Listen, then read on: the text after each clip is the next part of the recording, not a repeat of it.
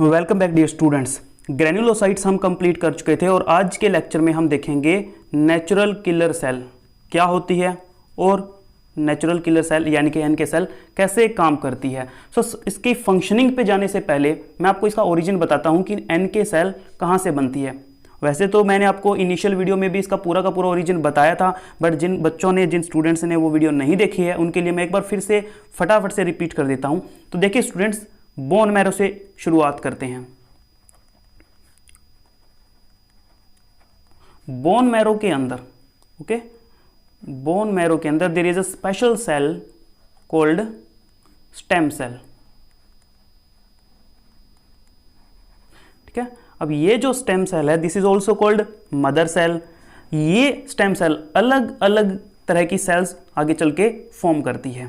ठीक है, यही स्टेम सेल आपकी आरबीसीज बनाएंगी, यही डब्ल्यूबीसीज बनाएंगी, लिम्फोसाइट सब टाइप की सेल इसी स्टेम सेल से आपकी बननी है। तो देखिए इससे आगे चल के एक सेल बनती है that is called myeloid progenitor cell. What I said,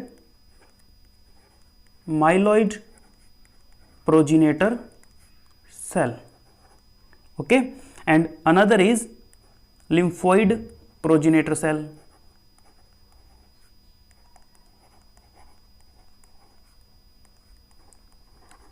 अब सबसे पहले माइलॉइड प्रोजेनेटर सेल के बारे में देखिए। इससे आगे दो तरह के ब्रांच निकलेगी, मतलब कि दो टाइप की सेल्स ये आगे चल के बनाएगी। माइलॉइड प्रोजेनेटर सेल से एक ब्रांच तो होती है ग्रेन्युलोसाइट्स की। मेरे लास्ट लेक्चर में आपने सारी की सारी ग्रेन्युलोसाइट्स देख ली है, समझ ली है। ठीक है, कौन कौन सी ग्रेन्युलोसाइट की थी स्टूडेंट्स? हमने एसिडोफिल्स की थी, ठीक है, बेसोफिल्स की थी हमने, एंड न्यूट्रोफिल्स। तीनों सेल्स को हम डिटेल में कर चुके हैं, तो इसीलिए अभी मैं यहाँ पे ज़्यादा इनके डिटेल में नहीं जाऊँगा।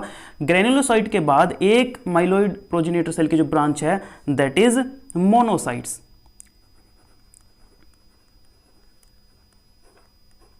ओके, अब इस मोनोसाइट से आगे चल के दो स्पेशल सेल बनती है। वन इज योर मैक्रोफेज, मैं डिटेल में कराऊंगा आपको macrophage, and another is your dendritic cell।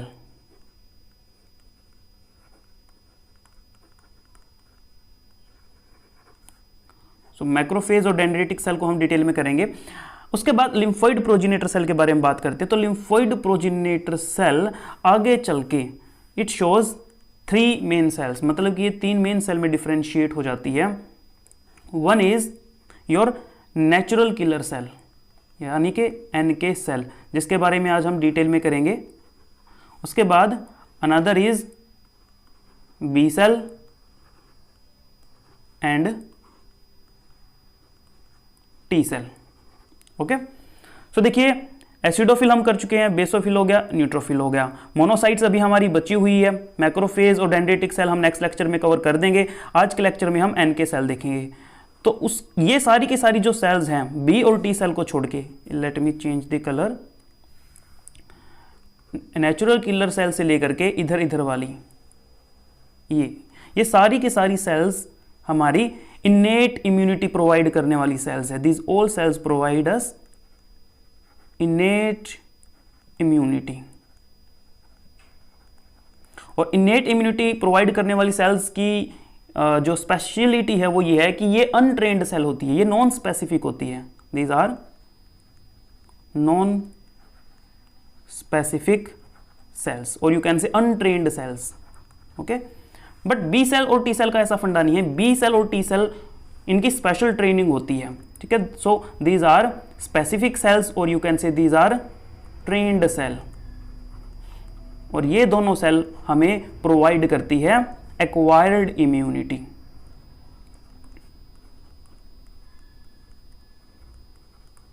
Alright, तो अब आपको एक बेसिक सा आइडिया मिल गया है इनेट और एक्वायर्ड के बीच में।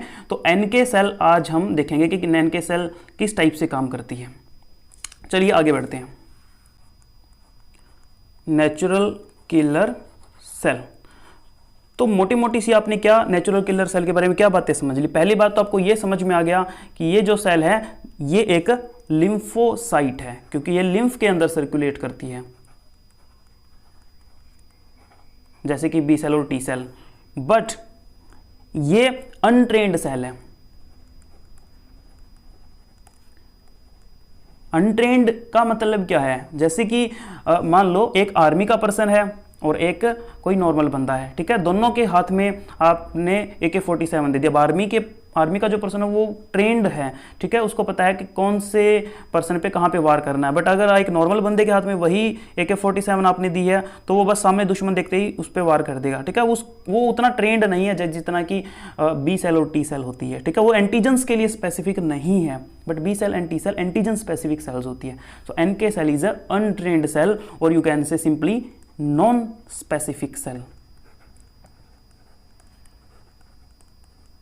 Okay, and see the next point now. Mainly क्या प्रोवाइड कर रही है, इनेट इम्यूनिटी प्रोवाइड करती है,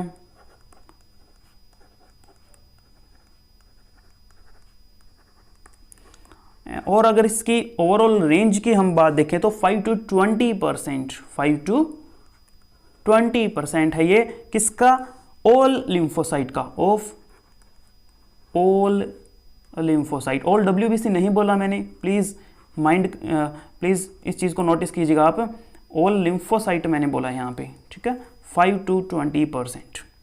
वेल, ये एक बेसिक सी इंफॉर्मेशन हुई NK सेल के बारे में। अब देखते हैं कि NK सेल क्या क्या कर सकती है, कहाँ कहाँ पे ये अपने पैथोजेंस को किल कर सकती है। तो आज के इस लेक्चर में हम NK सेल की 3 कैटेगरीज करेंगे जिनको ये किल कर सकती है। फर्स्ट, ये वायरस इन्फेक्टेड सेल को किल कर सकती है।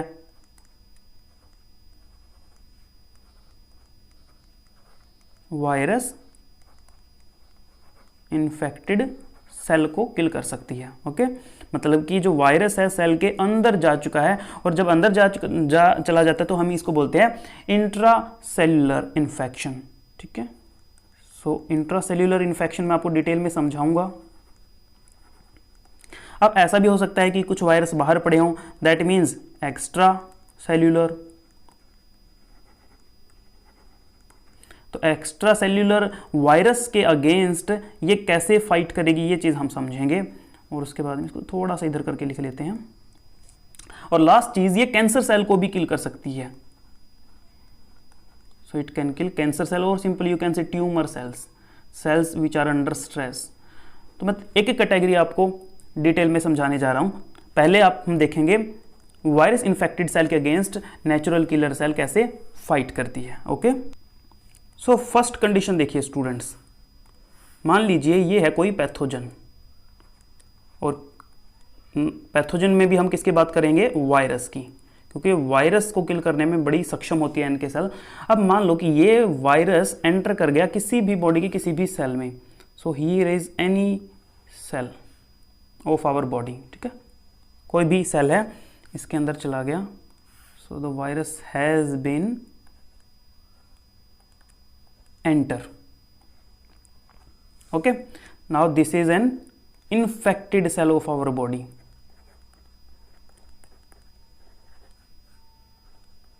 अब एक बात याद रखिएगा कि जब भी हमारी बॉडी की कोई भी सेल, व्हाट आई सेड, कोई भी सेल वायरस से इन्फेक्ट होती है तो वो इंटरफेरोन केमिकल सीक्रेट करने लग जाती है। कौन से केमिकल सीक्रेट करने लग जाती है, इंटरफेरोन। एंड इंटरफेरोन भी अलग अलग टाइप के, तो ये सीक्रेट करती है interferon alpha, interferon alpha. Okay, so a lot of interferon alpha chemical को ये सीक्रेट करेगी। अब ये इंटरफेरोन अल्फा, अच्छा एक चीज और इसके साथ साइमल्टेनियसली क्या होती है, इन्फेक्टेड सेल के अंदर जो कुछ एंजाइम वगैरह होते हैं वो इस वायरस को ब्रेक करने की कोशिश करते हैं, और अगर इसका एक दो पीस भी टूट गया ना तो बात बन जाती है, ठीक है।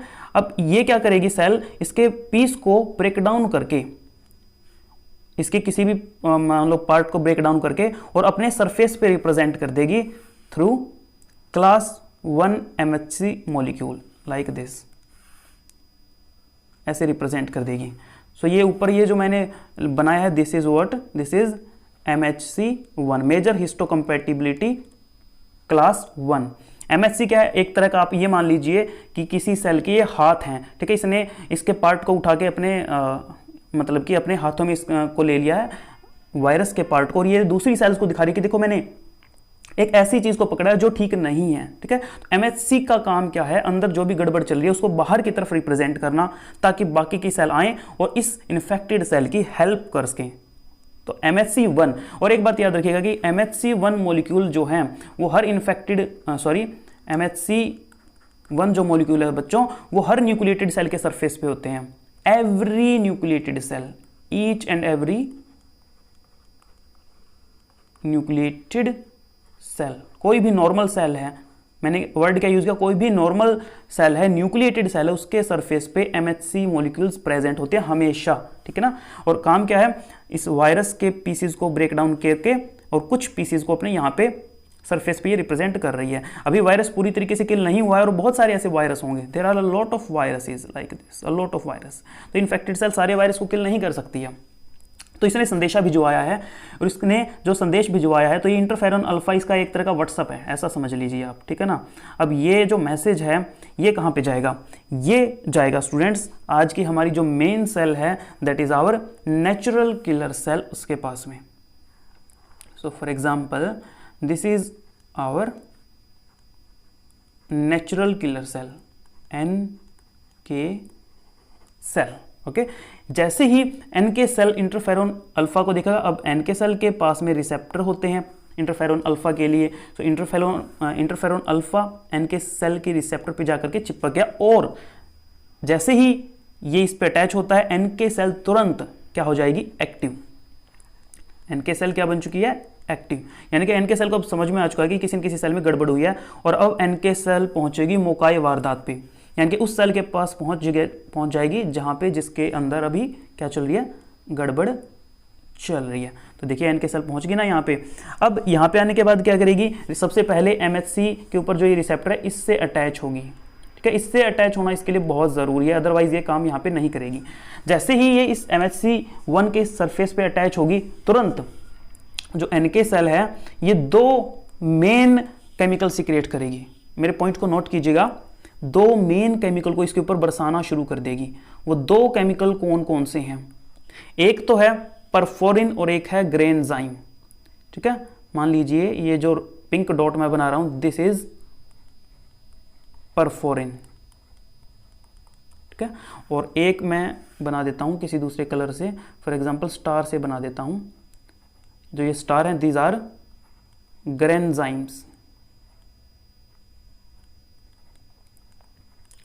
ओके, तो मैंने क्या बोला, NK सेल इन्फेक्टेड सेल के साथ अटैच होते ही दो केमिकल सीक्रेट कर रही है, परफोरिन एंड ग्रेनजाइम। परफोरिन क्या करेगा, परफोरिन इन्फेक्टेड सेल के अंदर पोर क्रिएट कर देगा, लाइक दिस, छेद कर देगा इन्फेक्टेड सेल में। अब परफोरिन ने छेद कर दिए, अब इन छेद के अंदर से, इन पोर्स के अंदर से ग्रेनजाइम एंटर करेगा। ठीक है, सो ग्रेनजाइम अंदर जाकर के एंटर करेगा। अब ग्रेनजाइम क्या है, ग्रेनजाइम एक तरह का बॉम्ब है, ये समझ लीजिए आप। ठीक है, तो जैसे ही ग्रेनजाइम अंदर जाएगा ये ब्लास्ट होगा, पूरे में सेल के अंदर ब्लास्ट होगा, और पूरी की पूरी इन्फेक्टेड जो सेल है ये क्या हो जाएगी, destroy. Complete cell will be destroy, ताकि वायरस का इन्फेक्शन बाकी सेल्स को नुकसान ना पहुंचा पाए। So this is one mechanism, बहुत ईजी है, कोई फंडा नहीं है। जैसे ही वायरस अंदर आया, इन्फेक्टेड सेल ने इंटरफेरॉन अल्फा भेजा जो कि एक मैसेंजर का काम कर रहा है, NK सेल एक्टिवेट हो गई, activated NK cell infected cell के पास गई, MHC के साथ अटैच हुई और दो एंजाइम सीक्रेट किए, परफोरिन एंड ग्रेनजाइम। परफोरिन ने क्या किया स्टूडेंट्स, पोर क्रिएट कर दिया इन्फेक्टेड सेल में ताकि ग्रेनजाइम एंटर कर सके, और उसके बाद ग्रेनजाइम अंदर गया, और मैंने बताया ना ग्रेनजाइम एक तरह का बॉम्ब है, अंदर जाकर के ब्लास्ट हो गया और पूरी की पूरी इन्फेक्टेड सेल को डिस्ट्रॉय कर दिया। ठीक है, ये एक मैकेनिज्म हुआ। Now let's talk about the second mechanism. तो यहां पे हमने बात की इंट्रा सेल्यूलर इन्फेक्शन के बारे में। अब कुछ वायरस ऐसे भी होंगे जो सेल से बाहर ही होंगे। तो मान लीजिए अभी हम यहां पे बात करते हैं सेकंड कंडीशन के बारे में। अब ये कोई वायरस है जो सेल से बाहर है, ठीक है, ये सेल के अंदर नहीं है, एक्स्ट्रा सेल्यूलर है। इसके साथ कैसे फाइट करेगी, तो क्योंकि अब हमारी NK सेल एक्टिवेट हो चुकी है, what I told you in the first case, NK cell is active now. Okay, this is our active natural killer cell. So activated NK cell ये दो केमिकल सीक्रेट करेगी, एक तो होता है tissue necrotic factor and another is interferon gamma. What I said, ये दो chemical secrete करेगी, one is tissue necrotic factor and another is interferon gamma. ये दोनों के दोनों केमिकल इनवाइट करेंगे मैक्रोफेज को। एक्चुअली मैक्रोफेज के पास इन दोनों केमिकल्स के लिए रिसेप्टर हैं। So let me draw macrophage now. So macrophage सबसे डेंजरस सेल है हमारी बॉडी के, जो हमें पैथोजन से बचाती है। और मैं मैक्रोफेज जब भी बनाता हूँ तो मैं क्या करता हूँ, इसको स्पेक्स लगाता हूँ। अगर आपने मेरे पीछे वाले लेक्चर देखे हैं तो आपको ये बात पता होगी, ठीक है। सो दिस इज अ मैक्रोफेज। अब मैक्रोफेज ने क्या किया, टिश्यू नेक्रोटिक फैक्टर को और इंटरफेरोन गामा को अपने सरफेस पे एक्सेप्ट कर लिया, लाइक दिस। जैसे ही एक्सेप्ट करेगी मैक्रोफेज यहां पे एक्टिवेट हो जाएगी और मैक्रोफेज को समझ में आ जाएगा कि कोई ना कोई पैथोजन की एंट्री हो चुकी है। मैक्रोफेज क्या करेगी, it will go at the infection site and engulf that particular pathogen. उस खा जाएगी उस पैथोजन को या उस वायरस को, ठीक है ना। So it will, let me right, it will engulf that virus. तो यहां पे एनके सेल मैक्रोफेज को इनवाइट कर रही है। इनवाइट करने के लिए दो केमिकल सीक्रेट कर रही है, tissue necrotic factor and interferon gamma. बस इतना सा ध्यान रखना है बच्चों, और कुछ भी ध्यान रखने की जरूरत नहीं है, ठीक है। अब इसी टाइम पे ये जो टिश्यू नेक्रोटिक फैक्टर है ये एक और जगह पे जाएगा। वैसे तो मैक्रोफेज भी, मैं बता दूं आपको, मैक्रोफेज भी टिश्यू नेक्रोटिक फैक्टर सीक्रेट करती है और उधर से एनके सेल भी टीएनएफ सीक्रेट कर रही है। सो टीएनएफ एक और काम करेगा, ये जाएगा टी सेल के पास में। रिमेंबर टी सेल जो कि हमें एक्वायर्ड इम्यूनिटी प्रोवाइड करती है। So let's make a T cell here.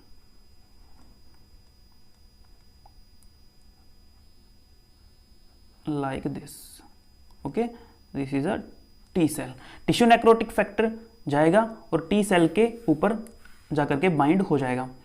T cell अब क्या करेगी, टी सेल सीक्रेट करेगी interleukin 4। Now T cell will secrete interleukin 4। देखिए वो पहले वाला मैकेनिज्म तो ये कंप्लीट हो चुका है। अब ये आगे बता रहा हूं मैं कि मैक्रोफेज और क्या क्या करेगी, या जो टिश्यू नेक्रोटिक फैक्टर है ये और क्या क्या कर सकता है। तो ये टी सेल के सरफेस पे चिपकेगा, टी सेल सीक्रेट करेगी इंटरल्यूकिन 4 IL-4, और ये IL-4 बहुत जरूरी है बी सेल को एक्टिवेट करने के लिए।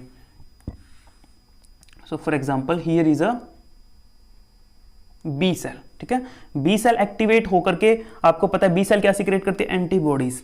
एक्चुअली बी सेल के आगे डिवाइड हो जाती है प्लाज्मा में, प्लाज्मा सेल में और मेमोरी सेल में, and it will start to secrete antibodies. But मैं वो प्लाज्मा सेल वाला जिक्र अभी यहाँ पे लिख नहीं रहा हूँ एक्चुअली, बस आपको ऐसे ही बता दिया मैंने, ठीक है। These are antibodies. So this is a B cell, ठीक है ना। अब क्योंकि एंटीबॉडीज बन रहे हैं, दैट मीन्स एक्वायर्ड इम्यूनिटी भी एक्टिवेट हो जाएगी। बट इसको होने में थोड़े से दिन लगते हैं। अगर किसी को वायरल इन्फेक्शन हो जाए तो एंटीबॉडीज को बनने में कुछ टाइम लगता है, ऐसा नहीं कि एकदम से, ठीक है। तो तब तक एनके सेल और मैक्रोफेज फाइट करते हैं वायरस के साथ में, और साथ में अपना मैसेज भेज देते हैं टीएनएफ के जरिए टी सेल तक, ताकि टी सेल आगे बी सेल की हेल्प से एंटीबॉडीज सीक्रेट करवा सके। So finally there are antibodies in the circulation, ठीक है। तो ये मैंने आपको दो प्रोसेस समझा दी। एक मैंने समझा दिया कि जब वायरस सेल के अंदर है, ये हमारा केस 1 था, और एक केस मैंने आपको नेक्स्ट बताया कि जो पैथोजन या जो वायरस सेल से बाहर है उनसे कैसे ये फाइट करेंगे, ठीक है। दोनों कंडीशन होगी। अब तीसरी चीज देखते हैं।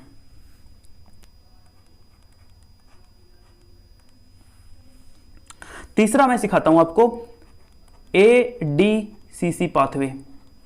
Now what is ADCC? ADCC है बच्चों antibody dependent cell mediated cytotoxicity. It is antibody dependent cell, या सेल्यूलर बोल सकते हो सिंपली आप इसको, सेल्यूलर साइटोटॉक्सिसिटी।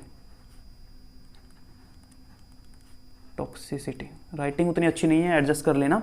अब इसमें क्या हुआ, अब देखो मैंने आपको बताया एंटीबॉडीज तो बन चुके हैं, ठीक है। अब ये एंटीबॉडीज क्या करेंगे, सो फर्स्ट ऑफ ऑल हम एक ऐसी सेल बनाते थे बॉडी की जो इन्फेक्टेड है, for example this is a cell, ठीक है, और you can say viral infected cell, और इसके अंदर घुस चुके हैं, what is this, these are viruses, these are viruses. अब सर्कुलेशन में एंटीबॉडीज बन चुके हैं, सो एंटीबॉडीज क्या करेंगे, एंटीबॉडीज जो कि बी सेल भेज रही है, ठीक है, here let me make a B cell, ठीक है, बी सेल क्या भेज रही है अब, एंटीबॉडी। ये एंटीबॉडी जा करके क्या करेंगे, जो भी इन्फेक्टेड सेल होगी उसको ऑप्सोनाइज कर देंगे, मतलब कि ऑप्सोनाइज का मतलब मैंने बताया लास्ट लेक्चर में, किसी भी सेल को कवर कर लेना, चारों तरफ से घेर लेना, लाइक दिस। तो एंटीबॉडीज देखो कैसे चिपक गए हैं इन्फेक्टेड सेल के ऊपर, चारों तरफ से घेर लिया, like this. This is called opsonization बच्चों, दिस इज कॉल्ड ऑप्सोनाइजेशन, चारों तरफ से घेर लेना। मैं बार बार एक चीज को इसलिए रिपीट करता हूं ताकि आपको याद हो जाए, ठीक है ना, लाइक दिस। तो पूरी सेल को अच्छे से एंटीबॉडीज ने घेर लिया है। अब इसका बेनिफिट क्या हुआ, देखो एंटीबॉडीज का जो ये पीछे वाला हिस्सा है, ये जो टेल रीजन है, इसको बोलते हैं स्टूडेंट्स एफसी रीजन। एंटीबॉडी के इस पीछे वाले पार्ट को क्या बोलते हैं, एफसी रीजन। तो जो एनके सेल है, now let's make an NK cell, for example this is our NK cell.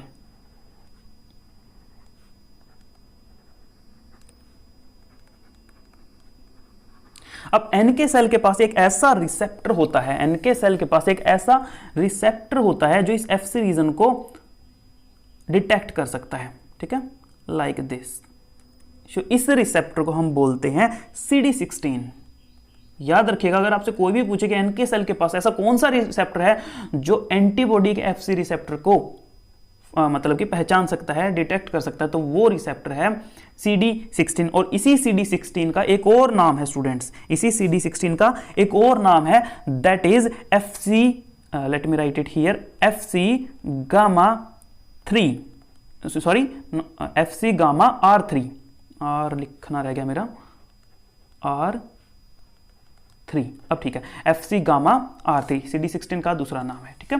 तो ये रिसेप्टर एफसी रीजन को पहचान लेगा, और जैसे ही ये अटैचमेंट होगा, अगेन वही प्रोसेस स्टार्ट हो जाएगा। एनके सेल अब इस सेल के ऊपर भी अपने बॉम्ब गिराना स्टार्ट कर देगी, और इसके बॉम्ब कौन से हैं, दो मेन बॉम्ब बताए मैंने, दो मेन वेपन बताए बच्चों मैंने आपको। One is perforins, okay, one is perforins, जो क्या कर देंगे, पोर क्रिएट कर देते हैं, लाइक दिस, पूरी सेल के अंदर पोर क्रिएट कर देंगे। और सेकंड जो वेपन है, this is the first weapon of NK cell, okay. Second weapon क्या है, ग्रेनजाइम, ग्रेनजाइम।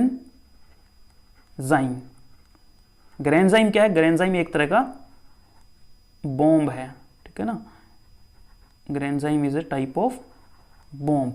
तो ये ग्रेनजाइम सेल के अंदर जाएगा, पहले परफोरिन पोर क्रिएट करेगा, उसके बाद उन पोर से होता हुआ ये जो ग्रेनजाइम है ये अंदर जाएगा, ये बॉम्ब अंदर पहुंच चुका है जिसे मैं ग्रेनजाइम बोल रहा हूं, और अंदर जाकर के ये boom, it will blast up the cell और destroy the overall infected cell. So this type of mechanism जहां पे एंटीबॉडीज का यूज हो रहा है किसी सेल को डिस्ट्रॉय करने के लिए, that is called ADCC mechanism, antibody dependent cellular cytotoxicity. Okay, now एक दो मैकेनिज्म और मैं आपको सिखाऊंगा, बहुत ही आसान है, बिल्कुल तुरंत समझ में आ जाएंगे। वीडियो थोड़ी लंबी हो सकती है लेकिन कंसेप्ट आपका क्लियर हो जाएगा। So let me change the page. So अब देखते हैं हम students fourth case, NK cell का एक और पैटर्न, कैसे ये किल करती है किसी भी इन्फेक्टेड सेल को। मान लीजिए सबसे पहले मैं कोई नॉर्मल सेल यहाँ पे बना लेता हूँ। मान लीजिए बच्चों ये एक बिल्कुल नॉर्मल सेल, इसमें कोई दिक्कत नहीं है, this is a very normal cell.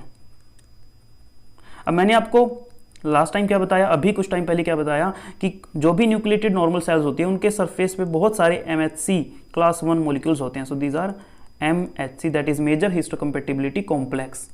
MHC class 1 molecules, a lot of MHC molecules are normally present there, ठीक है, like this। बट जब इसी नॉर्मल सेल के ऊपर किसी वायरस का इन्फेक्शन होता है, ओके, जब किसी वायरस का इन्फेक्शन होगा, सो एक चेंज आएगा सेल के अंदर, वो चेंज आपको समझना जरूरी है। मान लीजिए इसके अंदर अब वायरस एंटर कर चुका है, that means it is now infected cell. Okay, it is now infected cell. अब वायरस को ये पता है कि यार ये तेरे पार्ट्स को तोड़ तोड़ के ना एमएचसी के ऊपर रिप्रेजेंट कर देती है, जिससे मैक्रोफेज आके तेरे को खा जाती है।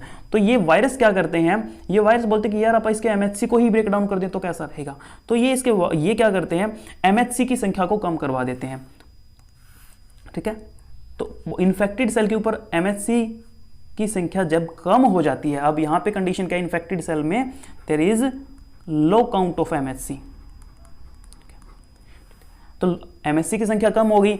अब जब इसके पास में एन के सेल आएगी, now this is our N K cell.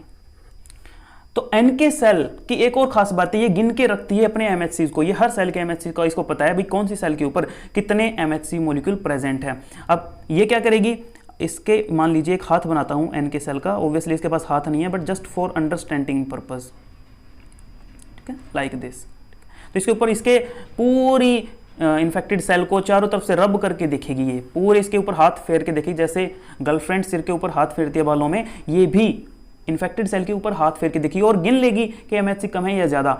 अगर एमएचसी कम है, ये तुरंत सेंस कर जाएगी इस चीज को, एन के सेल क्या समझेगी, अरे यार एमएचसी क्या है, कम, एमएचसी क्या है, कम, दैट मीन्स कुछ ना कुछ क्या है, गड़बड़। ठीक है ना, मतलब एन के सेल को पता चल गया कि अगर एमएचसी की संख्या कम हो गई है तो सेल के अंदर कोई ना कोई गड़बड़ चल रही है, और तुरंत एन के सेल उसके ऊपर degrading enzyme like perforin and granzyme secrete करेगी और उस इन्फेक्टेड सेल को डिस्ट्रॉय करवा देगी। This is one more mechanism. Easy है ना, बिल्कुल। चलिए अब मैं लास्ट में, ये हो गए सारे हमारे मैकेनिज्म कंप्लीट, एक छोटा सा मैकेनिज्म जो कैंसर सेल वाला हमारा बचा हुआ है वो और हमें करना है कि कैसे N K cell cancer cell को डिस्ट्रॉय करती है। तो चलिए सीखते हैं लास्ट मैकेनिज्म को। So this is our fifth mechanism, जहां पे हम देखेंगे NK cell versus cancer cell.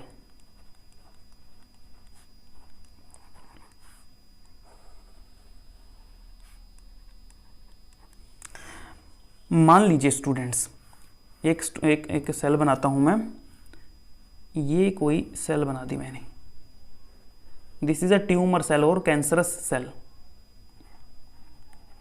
अब कैंसर सेल, नॉर्मल सेल सभी हैप्पी सेल्स होती है, ठीक है ना, बट क्या कैंसर सेल हैप्पी सेल होगी, नो। सो कैंसर सेल काफी सैड है, ठीक है।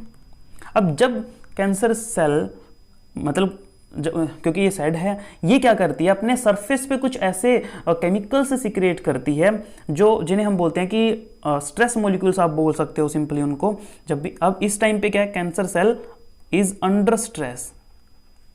खुश कैसे रह सकती है, नॉर्मल होती तो खुश रहती ना, बट अभी इसमें कैंसर इशू है, so it is under stress. तो ये कुछ ऐसे मॉलिक्यूल्स बनाएगी जो कि सरफेस पे जाकर के अटैच हो जाते हैं। So these are stress molecules, इनको बोलते हैं MIC A and MIC B. तो मैं इसके सरफेस पे कुछ स्ट्रेस मॉलिक्यूल्स दिखा देता हूं। मान लीजिए ये एक तरह के स्ट्रेस मॉलिक्यूल है, इनको बोलते हैं माइका या मिक ए, ठीक है। वैसे इसका एग्जैक्ट तो इसको मिक ए ही बोलना चाहिए, बट कई टीचर्स इसको माइका भी बोल देते हैं, बट दैट्स ओके, ठीक है। तो मिक ए एंड कुछ और भी है यहाँ पे, मैं किसी दूसरे कलर से दिखाता हूं आपको, ये कलर ले लेते हैं। दीज आर स्ट्रेस मॉलिक्यूल्स, ठीक है, these are MIC B molecules. तो मैंने क्या समझाया कि कैंसर सेल जब स्ट्रेस में है तो वो कुछ मॉलिक्यूल्स को, कुछ स्ट्रेस मॉलिक्यूल्स को अपने सरफेस पे शो करना स्टार्ट कर देगी। अब एनके सेल हर एक सेल को संभालती रहती है, बड़ी केयरिंग सेल है, okay. So here it is NK cell. अब एनके सेल के पास एक खास receptor that is called NKG2D receptor. It has NKG2D receptor. NK cell जब इसके क्लोज जाएगी तो इसके क्लोज जा करके इसका जो रिसेप्टर है, इसका रिसेप्टर क्या करेगा, सेंस करने की कोशिश करेगा इस सेल को।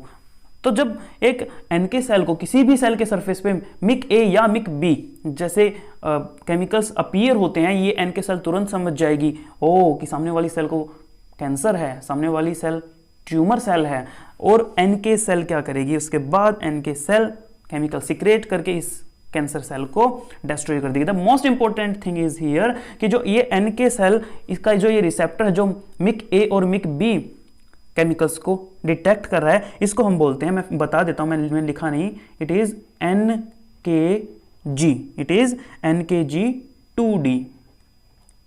ठीक है, ये इस रिसेप्टर का नाम है, ये इस रिसेप्टर का नाम है। ओके, सो इस रिसेप्टर की हेल्प से आपसे एग्जाम में पूछा जा सकता है कि किसी कैंसर सेल को एनके सेल कौन से रिसेप्टर की हेल्प से डिटेक्ट करेगी, तो आप बता दोगे आंसर इज NKG2D रिसेप्टर की हेल्प से डिटेक्ट करेगी। और डिटेक्ट करने के बाद NK cell again secrete perforins and enzymes to destroy this cancer cell. Now ये जो मिक ए और मिक बी है, इनकी फुल फॉर्म बता देता हूं, गूगल पे चेक आपको नहीं करनी पड़ेगी। सो Mick A or sometimes it is called mica, but actually it is MIC A. MIC A has students MHC1 chain related protein A. Let me write, it is MHC class 1 chain related protein A. Chain related protein A. So यहाँ से M here, ये जो 1 है representing mica का 1 है, ये actually I नहीं है, ये ध्यान रखना आप सभी।